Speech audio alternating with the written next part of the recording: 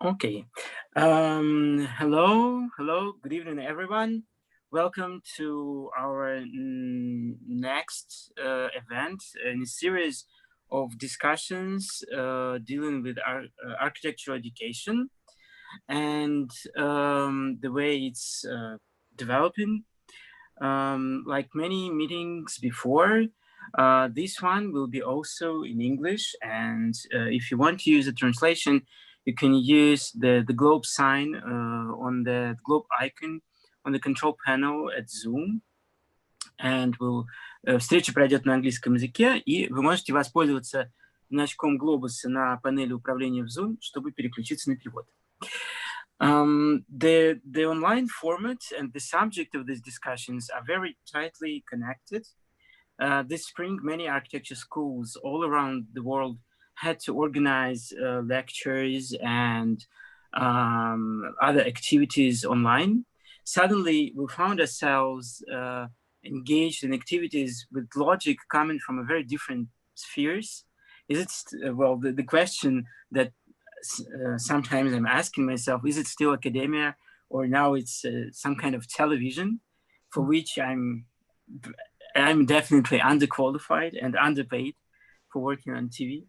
But this combination of lockdowns and media exposure, which took us to a certain extent by surprise, maybe only made more visible what was already unfolding. The process of blurring the lines between academia, media, politics, entertainment, information, society, that sort of things. This might be exciting for students or disturbing for tutors or vice versa, but it still is a good place where we question how these challenges inform the process of education. How do we feel ownership of what we do in academia? And our guests today, they're coming from schools placed in cities with most vibrant and energetic atmospheres, especially recently. Lesley Lokko is an architect, academic, and a novelist. She's currently dean and professor at the Spitzer School of Architecture, City College of New York. And she was the founder and director of the Graduate School of Architecture at the University of Johannesburg, which has grown into Africa's largest postgraduate school of architecture.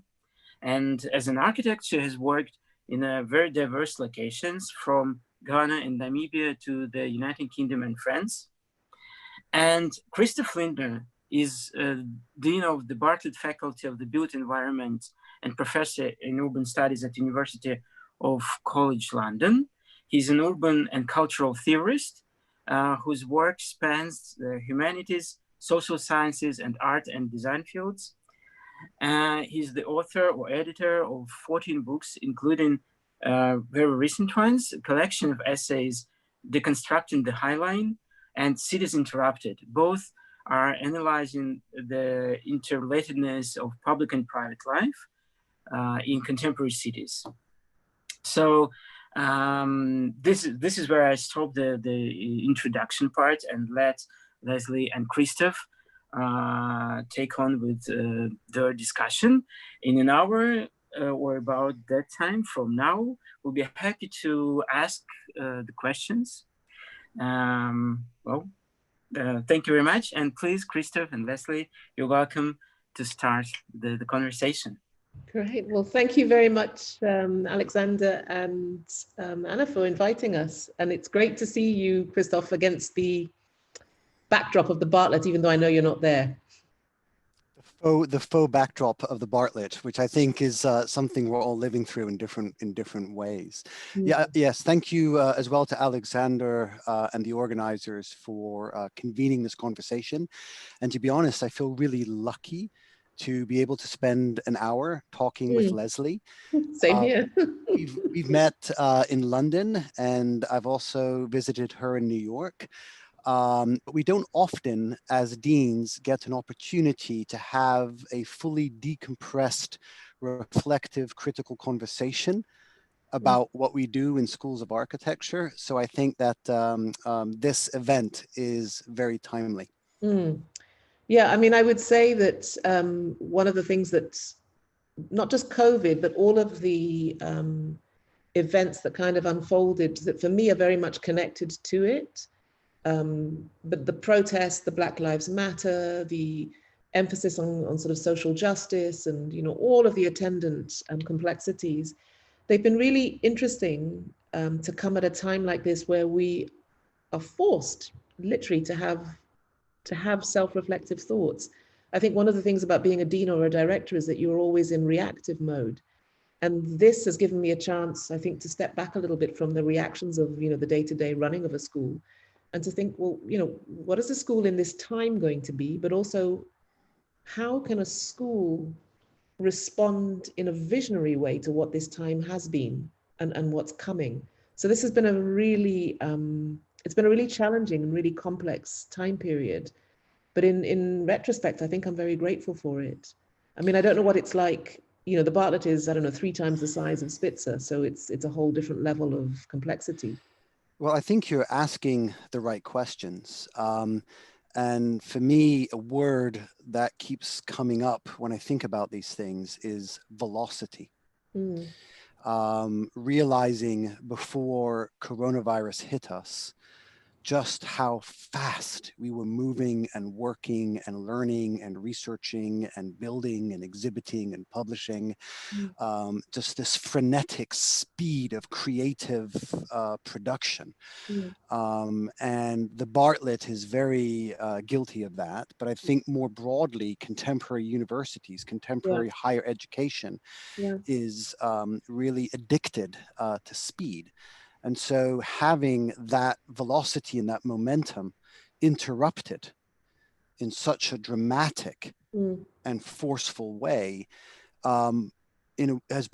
was necessary, I suppose, to create the space to ask the kinds of questions that you're asking, Lesley, which I think are really, really important questions. And what worries me is not only how are we going to answer these questions? So what should a school of architecture be? What should it look like? How should it function? What should it do? What questions should it address going forward? So that's a whole set of questions right there. But I think there's another thing here, which is why haven't we built in the capacity to have those conversations and to think about those questions regularly in our yearly biorhythms as a university? Yeah, I think that's a really great point. And I mean, one of the things that moving between many different locations gives you, I think, and you'll have done the same move from, you know, Oregon to the Bartlett, and, you know, you're at Edinburgh. I mean, there's a lot of movement in your life as well. But one of the things that looking at different systems in different places does allow you to think about is how universal is all of this. And for me, moving between West Africa, South Africa, Europe, and the United States has led me to believe that there's almost nothing universal about it, even though we try to make the educational experience universal. In other words, we assume that education means the same thing everywhere. And one of the things that I'm realizing, particularly now over the past 6 months, is that it's very different to think about the purpose of education in a context which has relied on things being stable and fixed for a very long period of time. Now, I imagine that, you know, Russia must be one of those examples of a society that's undergone rapid change. And so all of the questions around, you know, what is all of this for, are already forced to the surface in the same way I think that they were in South Africa. Like, what is the point of education?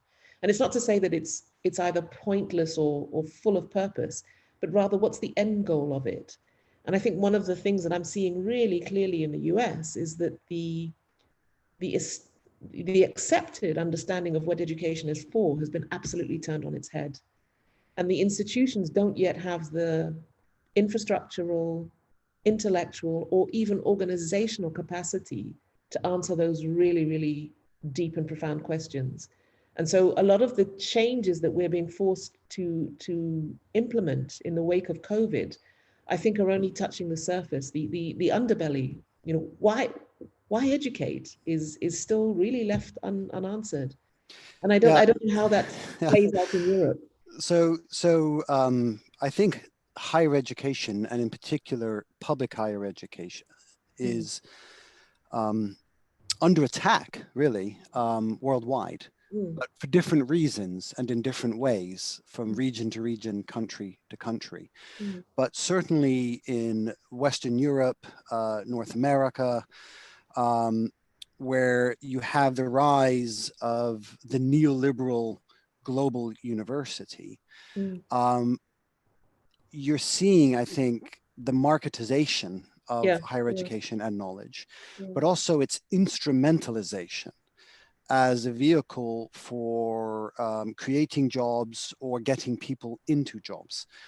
And for me, that really, that's important. And that's a big part of why lots of us participate in education, but that's not the end goal. And what truly terrifies me, and I use that word deliberately, I'm really very frightened by this, is that over the last several years, we've seen the rise of what I would describe as anti-knowledge, cultures of anti-knowledge, that we, in certain countries, in certain political systems, actively reject or resist understanding things, understanding people. And that to me is really, really problematic. And when you put those two things together, the neoliberal marketization of higher education and then a concomitant culture of anti-knowledge, I think it puts us in a very vulnerable place as a society. Yeah, I mean, you know, I'm from West Africa, as you know, and probably in the 60s, probably the late 60s, early 70s, the economy essentially collapsed. And one of the first casualties, I think, was higher education, which has really struggled in the past 3 or 4 generations or 2 generations. I'm never quite sure how one constitutes a generation, but let's say over the past 150, 60 years has really struggled to recapture not just its place in a kind of cultural and social sense, but also in a political sense, which has made me understand that the university is far more than the sum of its organizations. So in other words, you need the funding mechanisms, you need the resources, you need the support, you need the spaces in order to create a critical class who are your best defense, if you like, against some of the excesses of, let's even call them the excesses of democracy. But that infrastructure comes at a price, and when it's gone, it's incredibly hard to rebuild. And I think what's been very interesting working in both South Africa and Europe and the US over the past, 20, 30 years is that the same process has happened, but almost by stealth. So the universities haven't collapsed, but I think they're doing exactly as you've said. They've become such free market agents that the whole purpose of being there in order to educate a critical class, that's the sort of icing on the cake. And certainly in the United States, that's become the job of the private institutions, the elite. And yet at the same time, the demands for a more just, a more inclusive, a more diverse, a more equitable society are growing.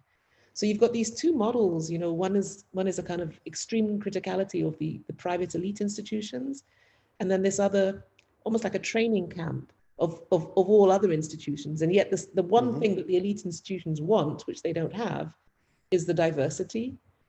These institutions that do have the diversity don't have the resources and I would say the intellectual bandwidth to be critical.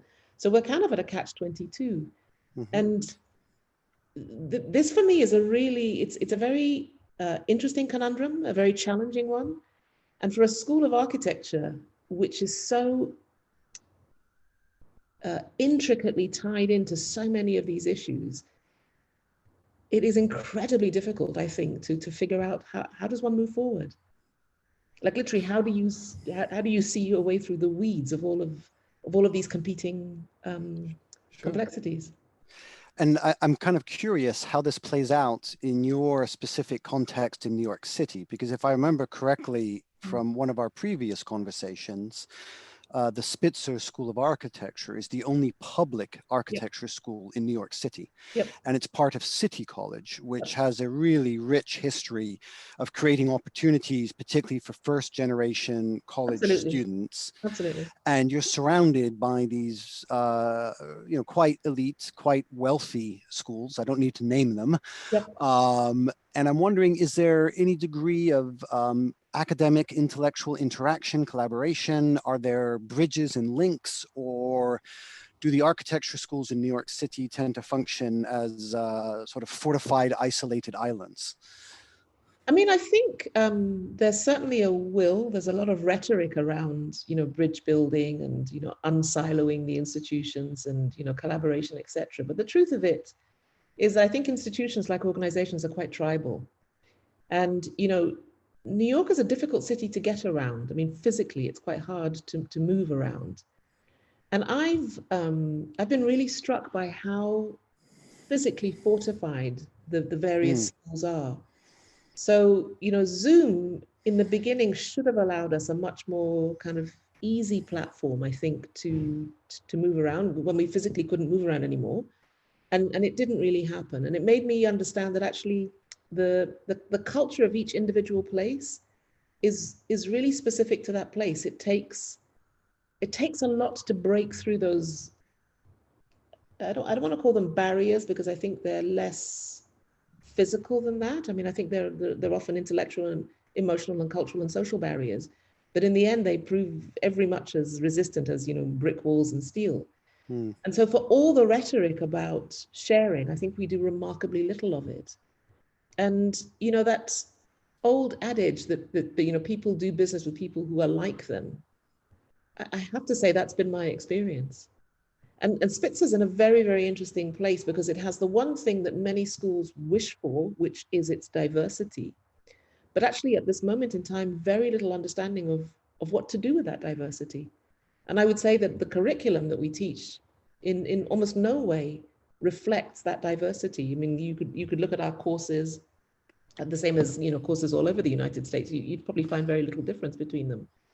And I think I think that word curriculum is quite an important one to the whole conversation of deschooling, right? So if we think about what does the future of architectural education look like, not just through the pandemic, but really post-pandemic, and what major reinventions, changes can we realize that create the sorts of schools we want? Addressing both pedagogy and curriculum seem to me really vital. And your point about the diversity of our students and even of our faculty and staff not being reflected in what we study is a really significant one. And I think that project, which some have described as a sort of decolonizing education, and there are other ways to describe it, but really it's about unsettling embedded historical power imbalances. And curricular change is one powerful tool for doing that. So we've certainly, like a lot of schools in recent months around the world, launched some explicit active conversations at the Bartlett to get into these kinds of questions. And a concern that I have is, I'm sure it's very similar in your school, we, both the students and the teaching faculty, have huge ambitions for what we might be able to change, the positives that we could create out of the negatives of COVID. We're very serious, we're very committed to increasing our diversity, to being more inclusive and better reflecting the kind of mix and cosmopolitanism of the society we serve. But our window for making change and the resources needed for change are very, very ephemeral. We've got a small window right now where our working conditions look and feel different, and we're moving at a slower pace, and we can open up conversations that we don't usually have time and energy for because of the pandemic. But at the same time, we're in the middle of what looks to be a very significant financial challenge. And so bringing together these ambitions and actually realizing the change, I think that's going to be the big challenge for architectural schools in many places around the world, certainly for us here in London. You know, it's very interesting. For the past year or 2 years, I've been really fascinated by the Trojan horse metaphor. You know, that you use the infrastructure of something, you make it appear like something, but you do something, I don't know, not necessarily subversive, but you do something different than the stated agenda.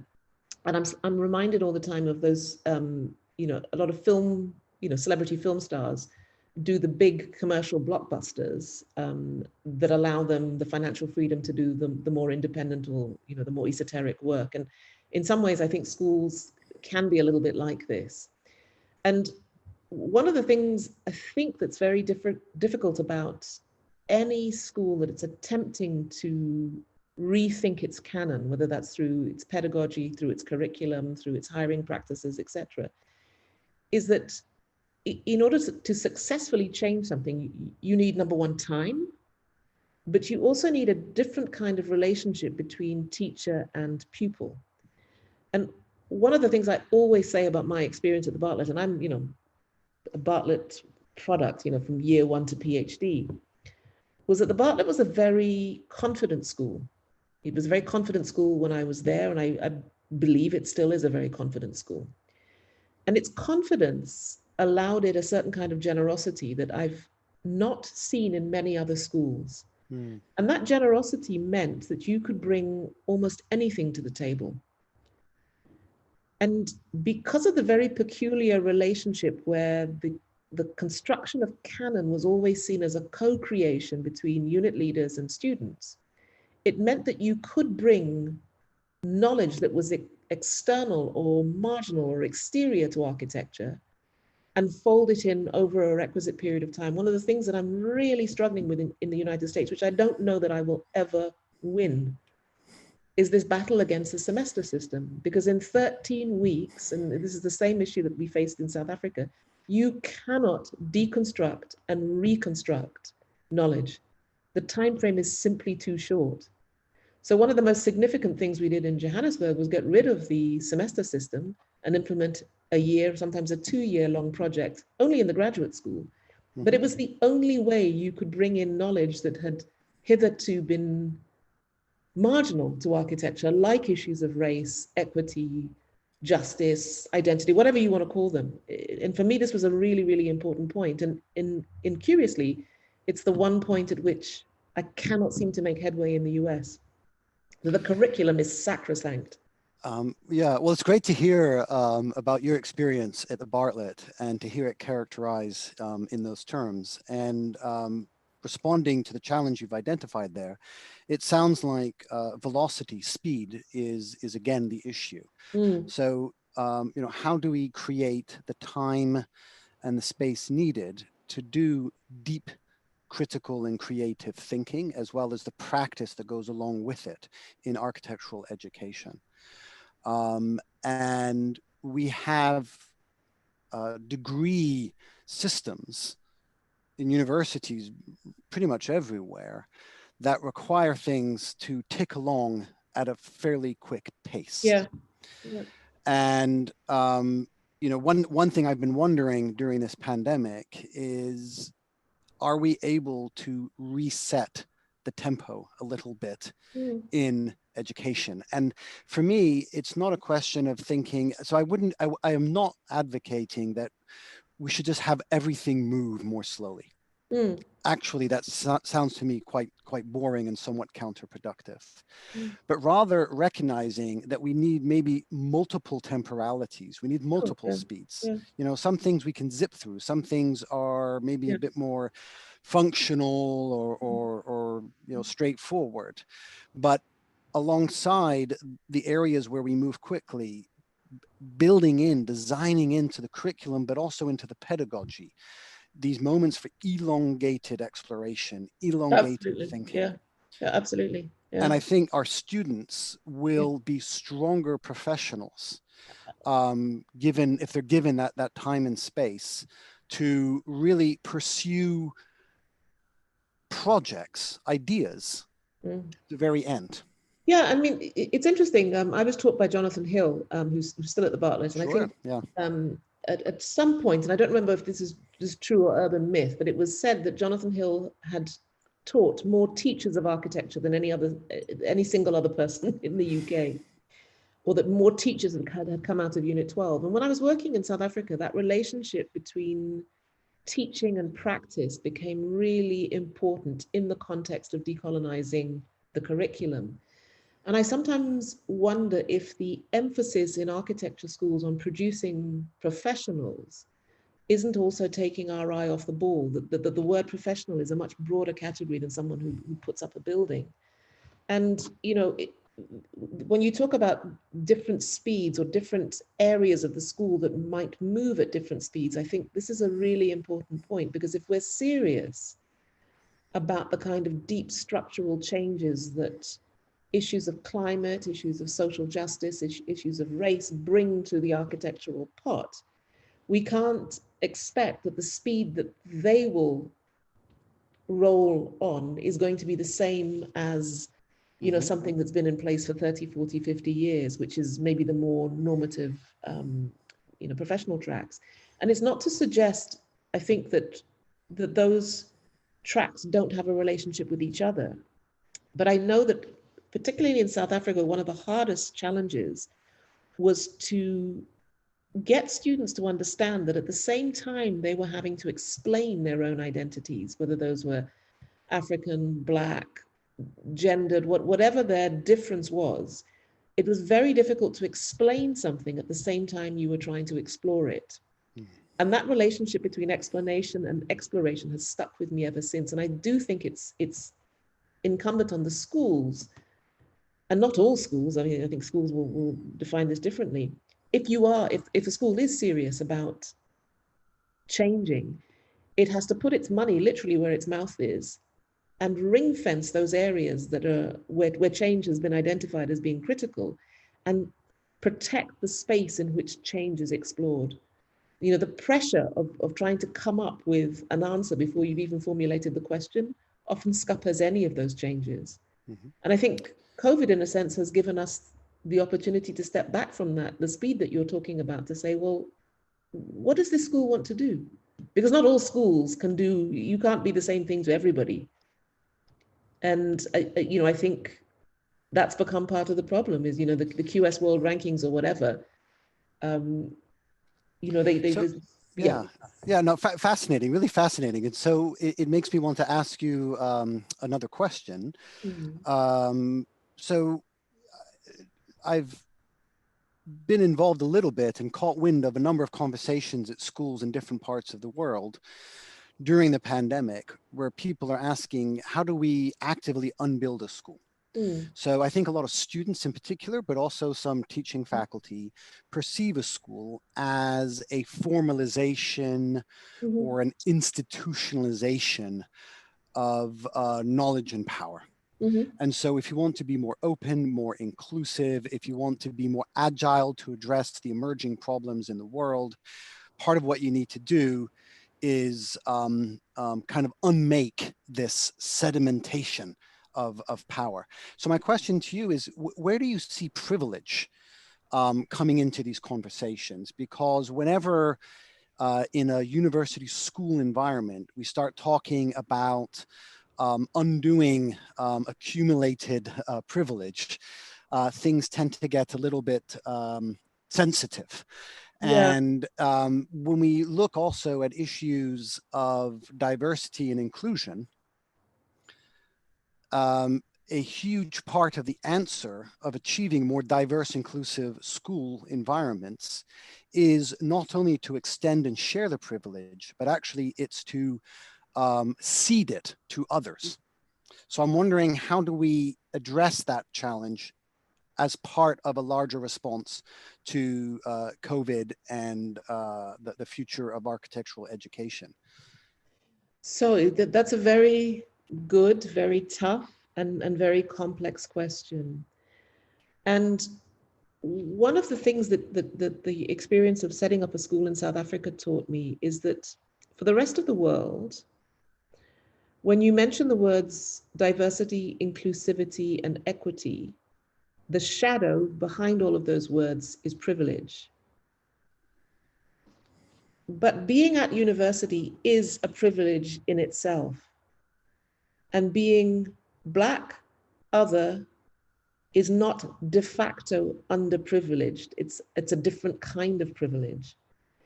And so what I learned very, very early on was that the thing that was missing for most African students was a sense of confidence, a sense of entitlement in being able to shape knowledge according to histories, experiences, ways of seeing the world that were less to do with privilege, but more to do with culture, their own cultures. And my obligation or my responsibility was to give them the privilege of being able to explore those, so that those ways of making, working, seeing, speaking, drawing, whatever it was, could stand alongside the canon that has come out of a particular kind of perspective, which we now call privilege over the past 300-400 years. So for me, the first thing to do is to decouple the conversation around equity, diversity, and inclusion from the conversation around privilege, because it assumes that anybody who is not white, middle class, male, etc., is de facto underprivileged, which is not the case. It's a different value system, I would say. And, you know, at the moment, I'm doing quite a lot of thinking around things like cultural ancestral confidence. You know, what does it mean to be a member of an oppressed culture over 300, 400, 500 years? What are the psychic effects of that? What are the effects of that in the canon, in the way that we teach, in the way that we discourse, and what we privilege?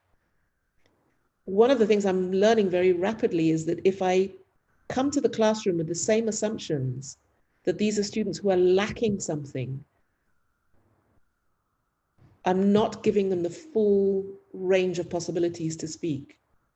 So I'm less, I see COVID in a sense as a kind of catalyst, which is not really to do with COVID and lockdown, but it's more to do with a catastrophe that has occurred that's affected everybody. It's affected people disproportionately, of course, but it's something that we've all experienced. For me, this is a catalyst to bring in other kinds of change. And I know that it's not a very clear answer, partly because I'm trying to think through it as we go. But I'm very, very wary of that conversation that relegates diversity to a second-class status. And I was on a conversation with somebody actually from an American school very recently, and one of the things that she said, which was very shocking to me, was that the school, and it was a kind of a Freudian slip, she said the school has lowered its entrance requirements in order to be more diverse. I thought that was a deeply problematic statement. The idea of lowering, yeah. No, I see what you're saying. And I think just to respond to that a little bit, you know, for me, raising the issue of privilege has less to do with where our students come from and what their relationship to higher education might be, you know, the level of confidence, the degree of feeling a sense of belonging and so on, and more to do with how within a school, the professoriate patrols or controls knowledge and value and so on. And I guess what I'm responding to is, you know, something that for me at the Bartlett was a very powerful thing when I first arrived, was to see our students declare a climate emergency and to challenge the Bartlett to catch up with their sense of urgency about climate change, and having them ask us, the people who are supposed to know what we're doing in education, asking us, well, where is climate change embedded in the curriculum? How are we addressing this? How are we preparing students to go out and do their part with their architectural knowledge to either stop or change the course of the climate emergency? And I think that it's really significant to take a moment of inspiration like that from students, but also to acknowledge the leadership that they were providing in our space. And it's a beautiful thing. And I'm really glad that that happened. And I'm so I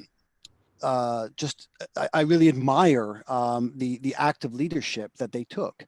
And it's not easy to challenge your professors and your school to do more and to do better about something so important. But it's really interesting you bring that up, because I mean, one of the things that I will always remember about the Bartlett, and it might be a different beast at the moment, it's been a long time since I've taught there, but I understood that the professorial class at the Bartlett wore its privilege lightly.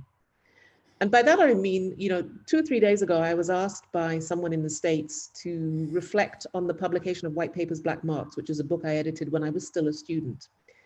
And the person who had convened this conversation said to me, it's really interesting.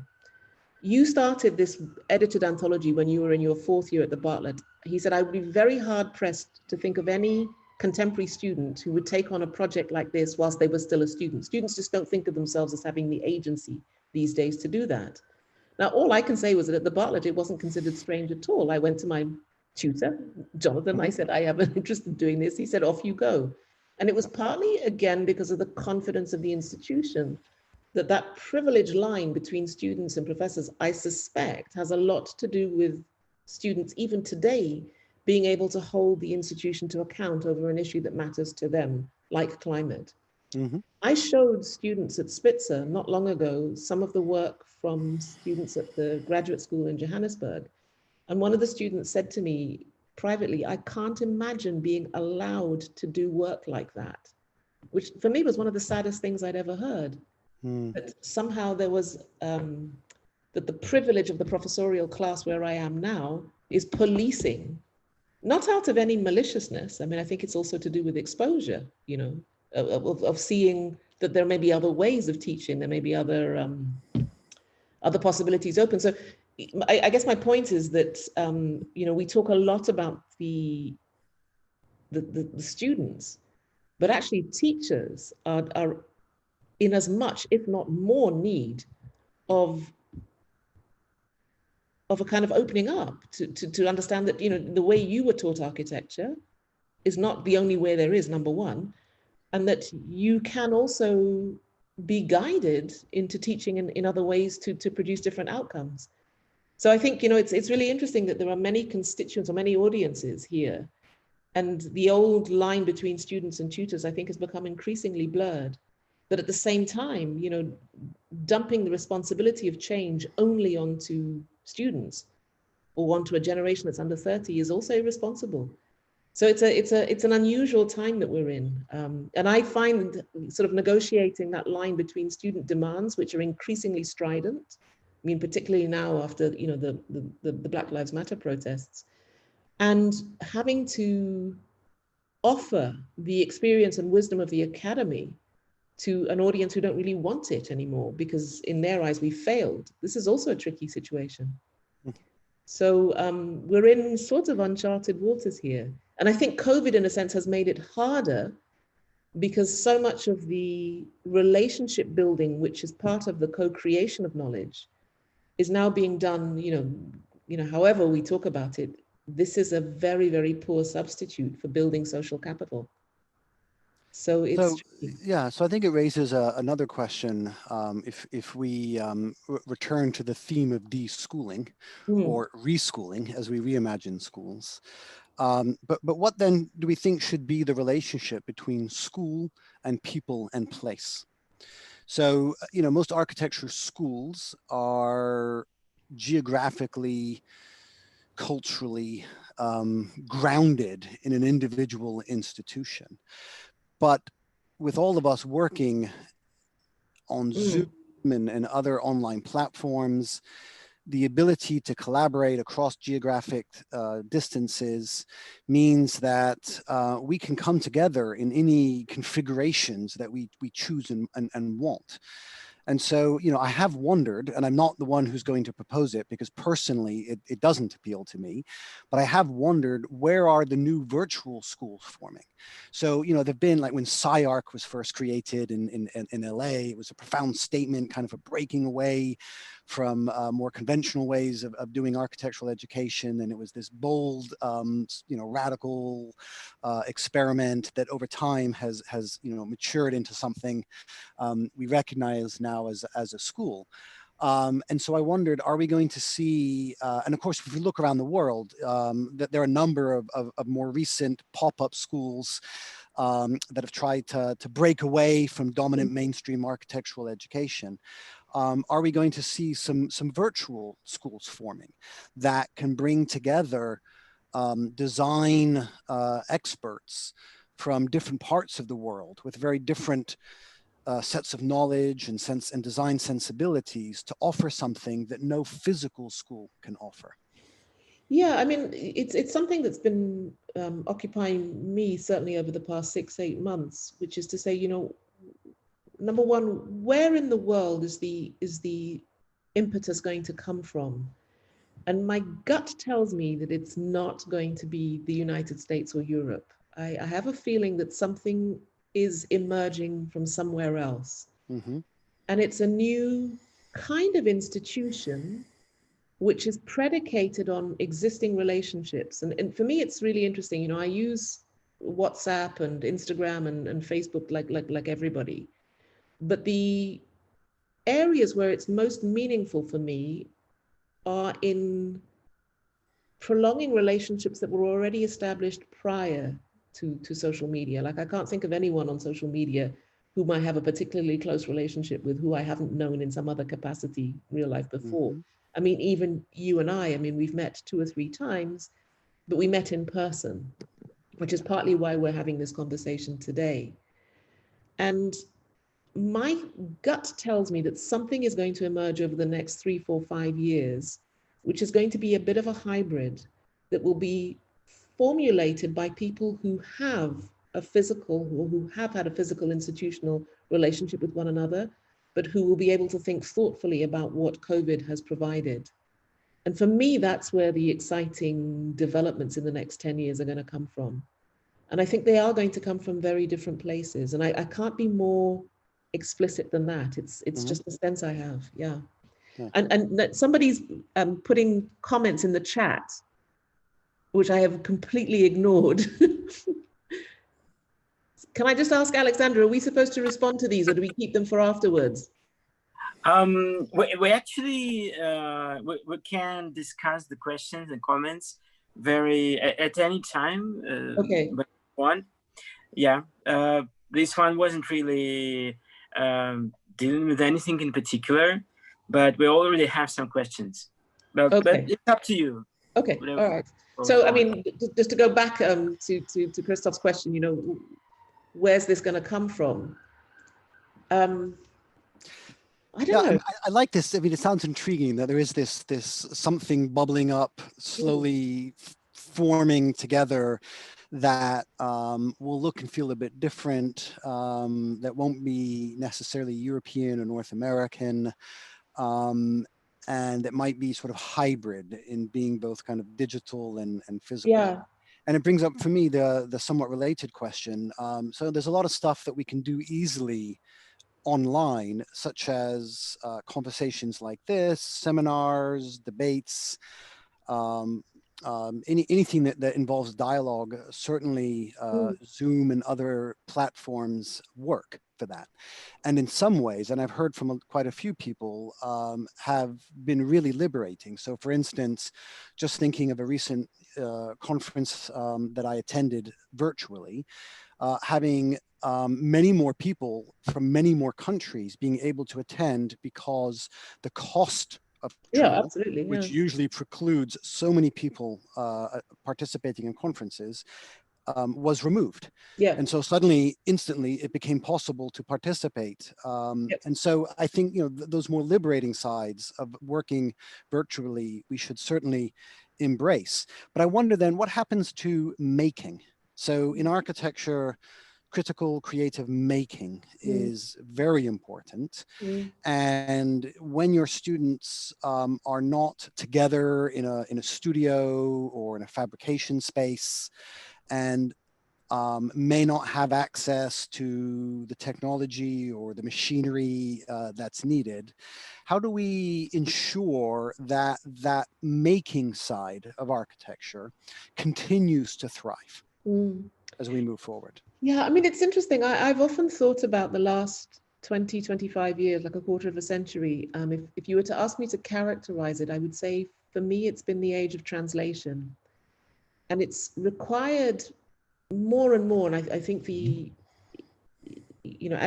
as we move forward, I think that the pressure on both educating, but also supporting people who are able to translate ideas from one context to another, from thinking to making, from making to drawing, from one language to another. I mean, I've said it so many times, at a certain level, architecture is all about translation. So there's something very interesting about the discipline and what it encourages one to do, which I think is very much of its time.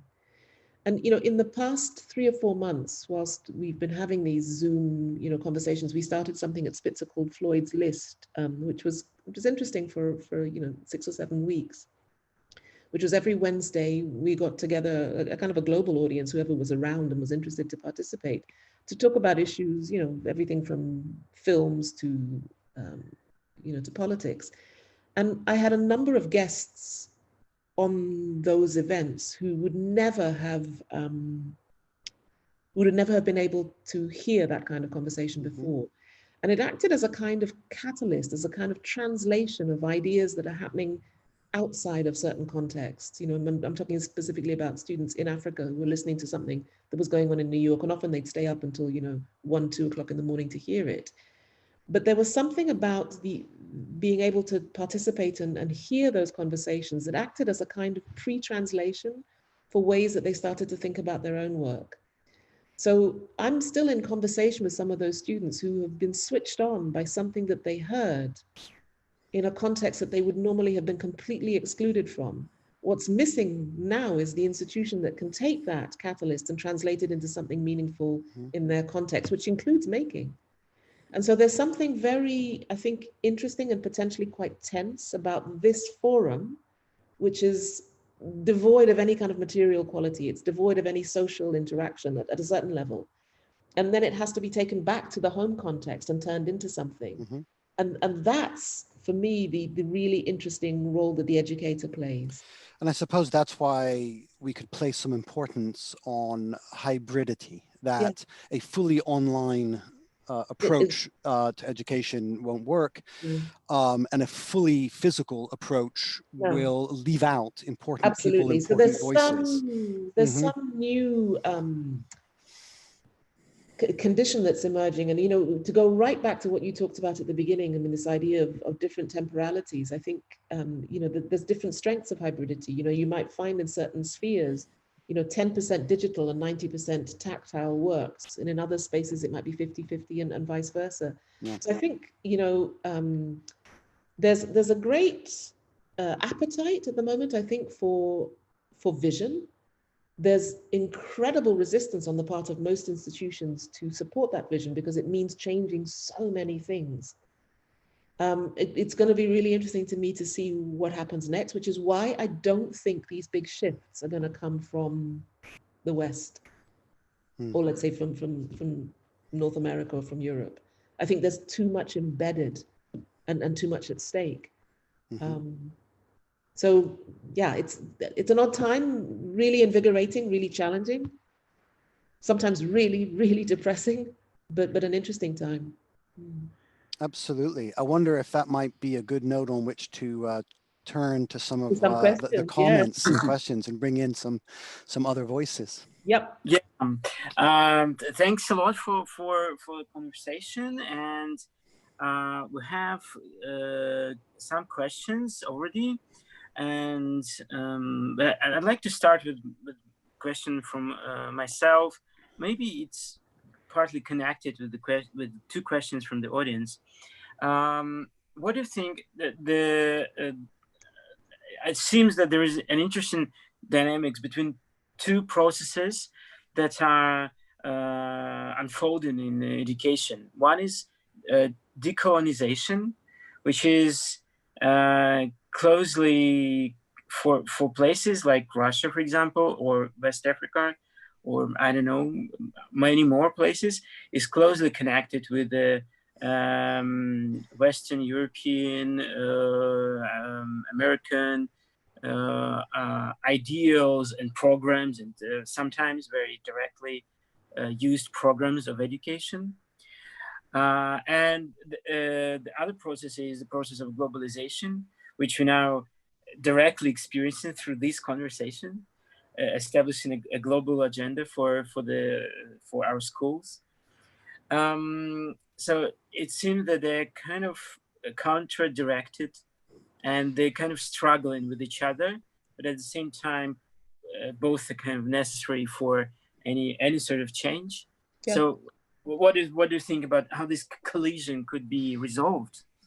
So if I might just try and answer before I forget, because I had just a glimmer of an idea. So let me answer, but before I forget what I wanted to say, because it's more of a feeling than anything, which is I tend to be, even though many of my books are very negative about contemporary globalization, it's negative about a certain aspect of it. I actually believe in the equalizing, liberating power of globalization, but it's a particular version of it.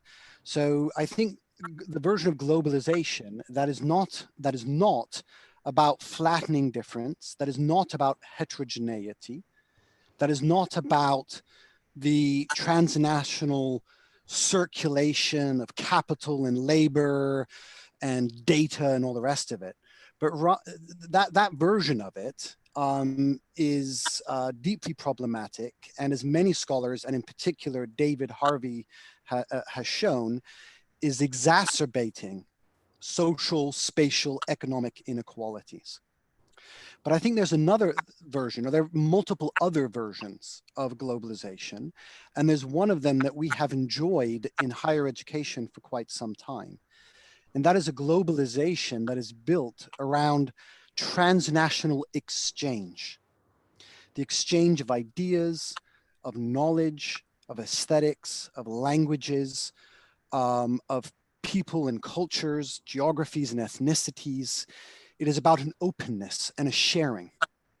And that version of globalization is precisely what I think can be a very powerful tool.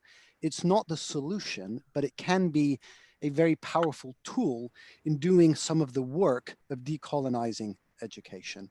Because in my own interpretation of decolonizing education, the big thing that needs to happen is addressing structural, systemic inequalities. And I think that transnational exchange has tremendous power to challenge and help undo inequalities. Mm-hmm. Mm-hmm. But I don't know, Lesley, what do you think? I imagine you have very different view. Actually, not really. I mean, you know, for me, globalization was already always there. You know, it's in my own DNA, you know. I'm the product of globalizing forces. So in a sense, I can't even think of a context in which it's not there. It's de facto there. But the other day I was reading something really interesting. I think it was an essay by Zadie Smith about a Nigerian artist who's currently showing, I think in New York. I think I read it in the New Yorker. And it was the first time I'd seen this word countervail, V-A-I-L. And a countervail is something that opposes something with equal force. And I suppose one of the things I learned at the GSA was that the minute the students who were engaged in the process of producing work that was already decolonized. So it wasn't work that was in the process of decolonizing, it had arrived. That work stood on its own and was a countervalence to let's say, conventional curricula. And the job of the school was to provide the space in which that work could become formed, in which the work could be. And so that impetus to make something that is of equal force is still very important to me. And somehow the academy, I think, must be the place where that happens. The academy's the kind of institutional resistance to change is its own hypocrisy. So we talk now about a decolonizing curriculum, and it's become a very it's a word in a lot of circulation. But if it also undoes what the academy is about, this is very difficult. And this for me is where the resistance emerges. And that's why I think in places where the stakes are so high that if the academy really pursues the line of decolonizing, it undoes itself, this is very unlikely to happen. So, I mean, I think I agree with you completely, Christoph, that there are many sides to globalization. And I think what's happened certainly in the Black Lives Matter is that for once we've been unable to look away from the underbelly. And also it kind of raises for me the specter of nationalism. So we have in the moment of the pandemic a lot of public and political discussion about how this pandemic is bringing at least a temporary end to globalization, or freezing of globalization, and economies and peoples having to kind of live and think at the level of the nation. Now that in itself is not necessarily an issue, but alongside that, the rise of a nationalist sentiment in many parts of the world, and using a public health crisis to reinforce that isolationism and so on. And I could cite the Brexit drama here in the UK as just one example, but there are many examples out there. I see that as very, very problematic. And my hope is that this represents not the return of nationalism and a new rise of nationalism, but rather the last kind of dying gasps of nationalism in the face of a much larger form of globalization that continues to keep us interconnected across the planet. And I just feel that that sense of that possibility of connection around the planet is so important to who we are. And it's so important to design and architecture. Absolutely. And we cannot lose that. Absolutely. Yeah, I mean, I think for me, what's been very interesting over the past, let's say 3 months, not since the beginning of COVID, but since the protests, is that all of a sudden, these questions of, social inequity, race, identity, gender, all of these things that were considered so peripheral to architecture are suddenly we all understand they're embedded now. So, schools of architecture potentially could be the real vanguard of a new way of thinking about globalization that is about the globalization of ideas, it's about the exchange, etc., that is not about the return to the kind of tribal nationalism that we're beginning to see. And, look, if I think to what's been happening in the States at the moment, I've rarely seen tribal divisions as strong as I've seen between Republicans and Democrats. I mean, they literally might as well be, two members of completely different nations. And it's really interesting to see that a political framework has suddenly become as divisive as religion or blood. It's quite shocking, And in the US, of course, it does find its way into the classroom and into the studio. So those political divisions are also shaping universities. And I think there are variations of that, of course, in the UK and elsewhere. Yep. We have some questions dealing with another kind of global process, digitalization of architectural education, I would say, and that actually several questions. The idea, not the idea, but the possibility of inviting more diverse group of tutors through, for example, things like Zoom. Would it be helpful, instrumental in diversifying educational landscape in general, in decolonization or globalization, whatever we favor more? Any kind of any group of tutors could work this or the other way, but we can now invite more tutors to come without necessity of traveling. That's one question. And I would maybe ask also what you, Lesley, what you were talking about with the case of Johannesburg, when you were saying that you changed the timing of the program to have more stable environment, to have more focus on research projects and so on.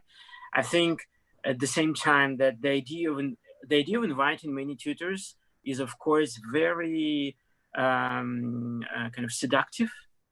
But at the same time, where do we have time to have all of these conversations and so on? And another question, which is connected, do you think that there could be more kind of what the author of the question is naming it academic excursions? I think it's kind of field trips and travels and anyway, different ways of being exposed to diverse landscapes and situations through the same kind of screens. What do you think, how this could change the nature of education or the pragmatic side of education? I mean, I would say, you know, to go back to Christoph's point at the beginning, I mean, speed is really critical. And you know, one of the things I realized very, very early on in Johannesburg was that in order to bring students, and I mean, I had very, very young tutors. The vast majority of the teachers in the school were 1 or 2 years post-graduation. And one of the things that we had to build between us was trust. The students had to trust that by allowing themselves to be vulnerable in the face of knowledge that they didn't yet have, we would co-create that knowledge together. But the tutors also had to allow themselves to be vulnerable in the sense that they understood that they were creating something that they didn't know existed. And we couldn't speed up that process. You know, since Black Lives Matters has erupted, I cannot tell you, my inbox is full every day. Everybody wants the only Black female dean of a school of architecture in America to come and do something. And at a certain level, it's pointless because I don't have the time, the bandwidth, the capacity to really build that kind of trust. And I want to say to most institutions, you know, decolonization is going to take a very long time. It took a very long time for the canon to be established. It's not going to be done away with in a day. And so, you know, part of the speed trap that we're all in means that we want the fix quickly. We want a solution quickly. And I don't think that's going to happen. And that's, for me, that's why the training of new teachers, in a sense, is more important than the training of new architects. And it requires a kind of porosity, you know, about research, design, history and theory, practice, technology, making. It requires us to rethink those things, I think, in quite, what I would call quite creative, but also quite radical ways. And this is not going to be over fast. You know, as anybody who's ever been on a diet, I mean, I've been on diets most of my life. Let me tell you, putting on the weight is easy. Getting it off, it takes a long time. So I see it very much in the same kind of framework. It's time consuming. Yeah. So, I mean, I very much agree with what Lesley is saying here. And she's making some very important points. And I have a slightly more pedestrian response. Particularly in relation to the question about bringing in more diverse tutors, reviewers, critics. First of all, I think it says something about us. If we needed this pandemic and the pivot to online education in order to make that move, Why weren't we doing it before? Mm. And was it truly because we weren't comfortable or ready to have people attend via Zoom and so on? I don't think that's the answer. I think we were far too comfortable working in the same familiar, comfortable circles and networks that we've tended to operate in. And personally, I very much embrace the potential to widen, I mean, quite radically widen the network of who we bring in and connect with in architecture schools. But I think we need to go one step beyond that. I don't think it's enough to just Zoom people in because they bring a different perspective, different knowledge, or different lived experience. I think we need to value all of that. And the way we value all of that is by building it into our systems. So taking the institutional resources that we have and creating the capacity to support people in a more structural way.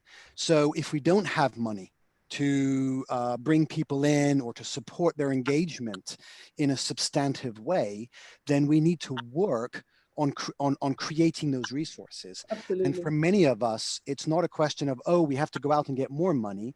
It's more a question of we have to reprioritize the money we have.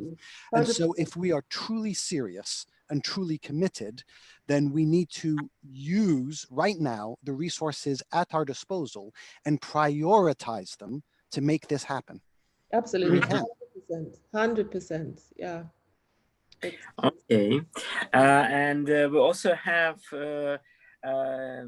two questions which are connected with the idea of making, the importance of making in architecture education. One question is about a particular technology, VR 3D holograms, but I guess we could use any of the very new and bright things to put it in the same place.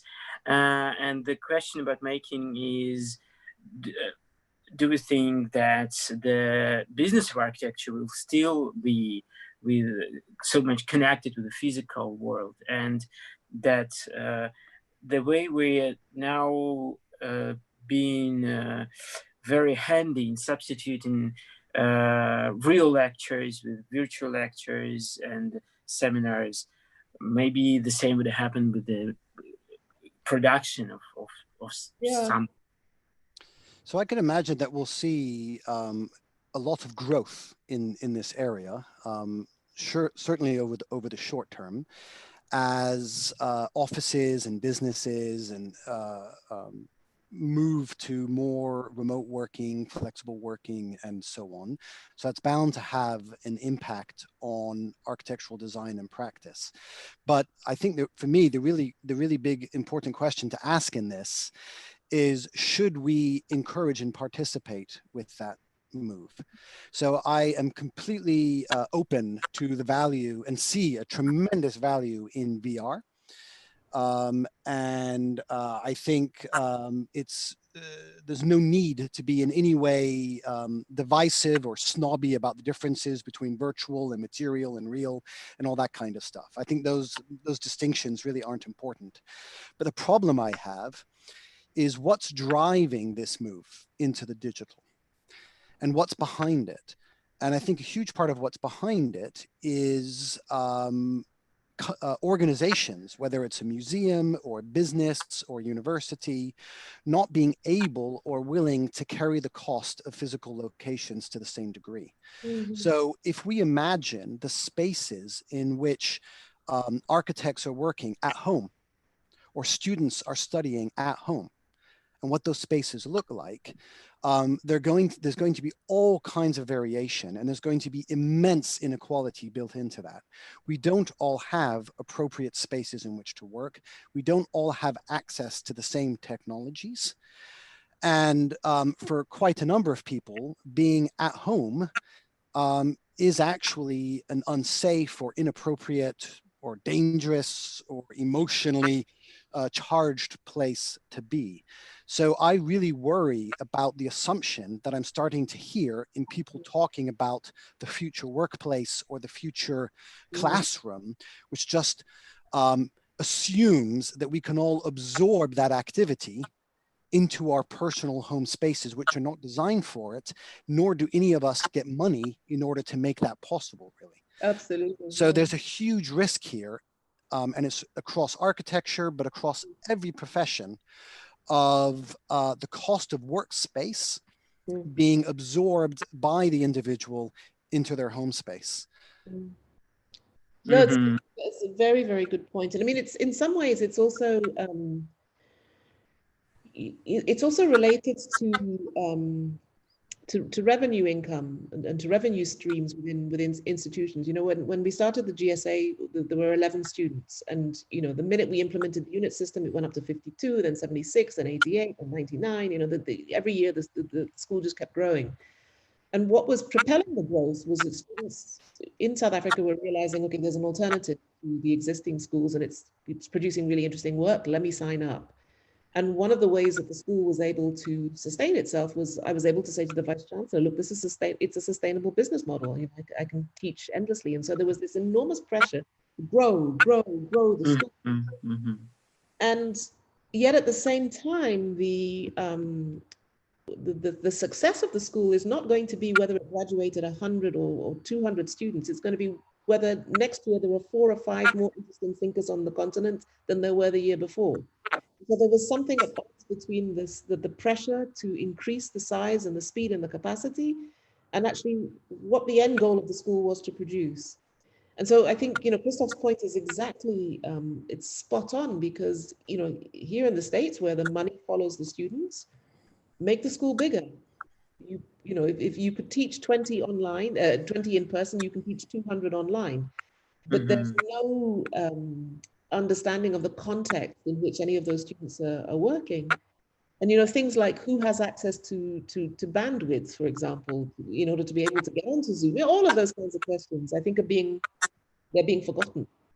So and I wonder to what extent we need to talk about things like care. When we think about the future of architectural education, you know, as we all know, architectural education often has studio cultures that are quite intense and challenging and sometimes competitive and so on. But I wonder in this moment when our communities are so dispersed and we're really having to work very hard to maintain the connections and look after each other, to what extent do we need to bring that care and that consideration for others with us on the return to campus?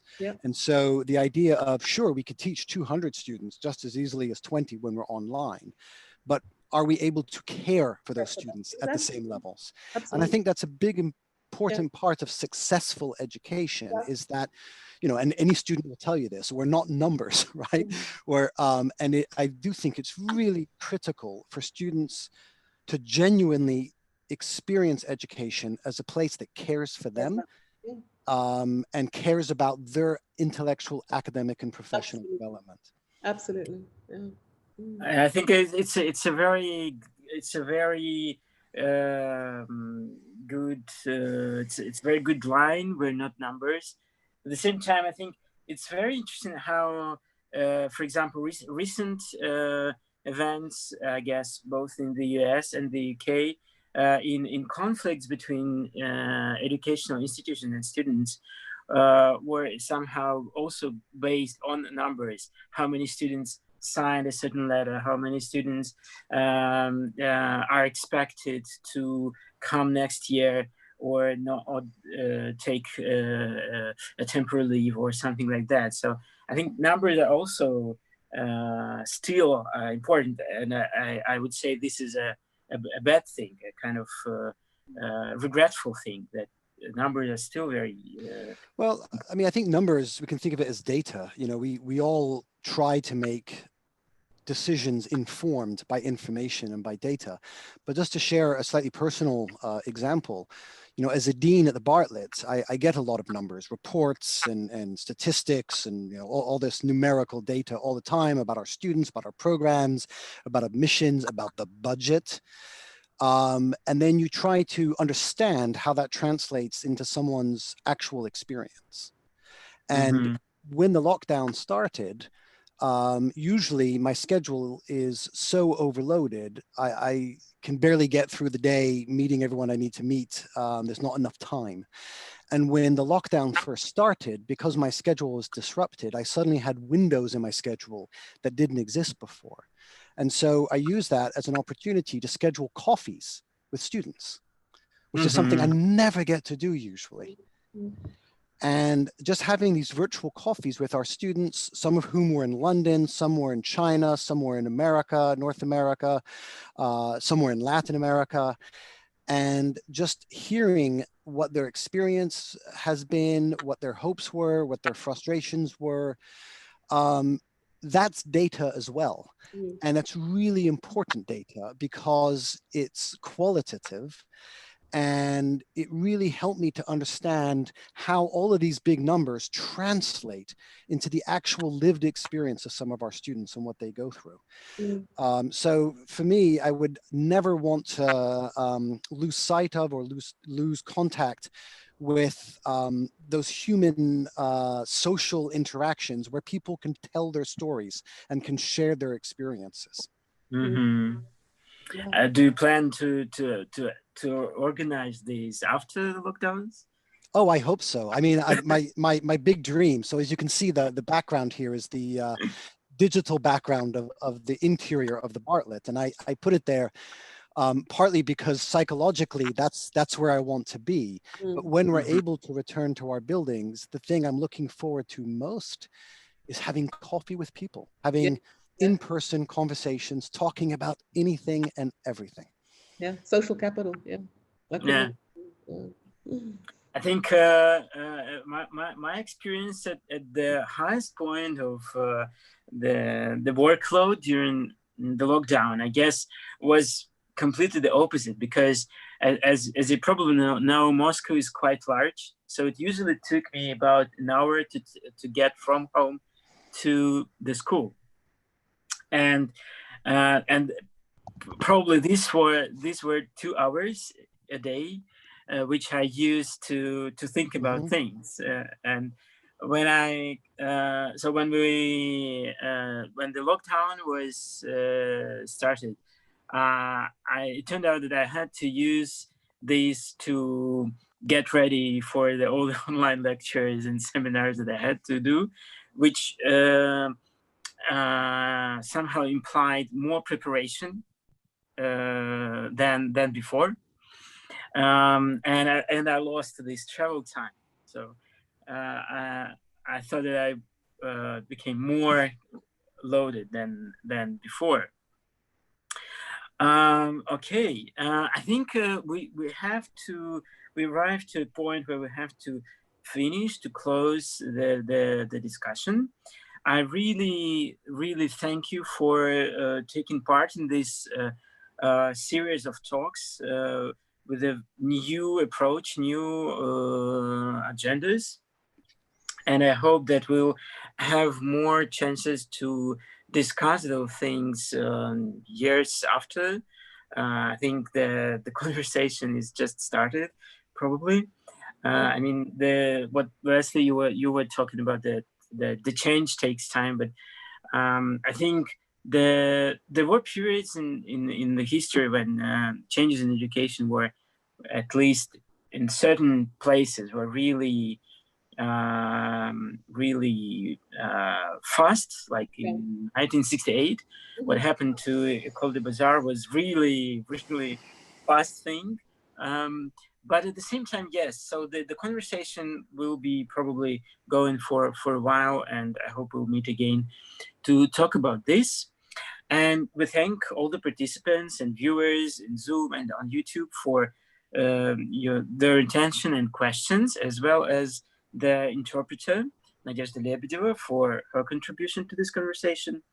Our next talk will be very soon on Friday, And our guests will be Arseniy Afonin and Oleg Sazonov from the Soft Culture Educational Project, and Maria Yablonina from the University of Toronto, and Andrei Yilbaev, lecturer in the International Master's Program Prototyping Future Cities from Moscow. And I hope you will come as well. Follow the announcements in our social networks and on the program website. Thank you very much. Thank you. Thank you so much. Thank you. Great to talk to you. Thanks. Bye-bye. Yeah, hope to see you soon, and good luck. Bye. Thank you. Okay. Thank you, Alexandra. Thank you, everyone. Thanks, Christoph. Good talking, Leslie. Bye. We'll be in touch. Bye. Sounds good. Goodbye.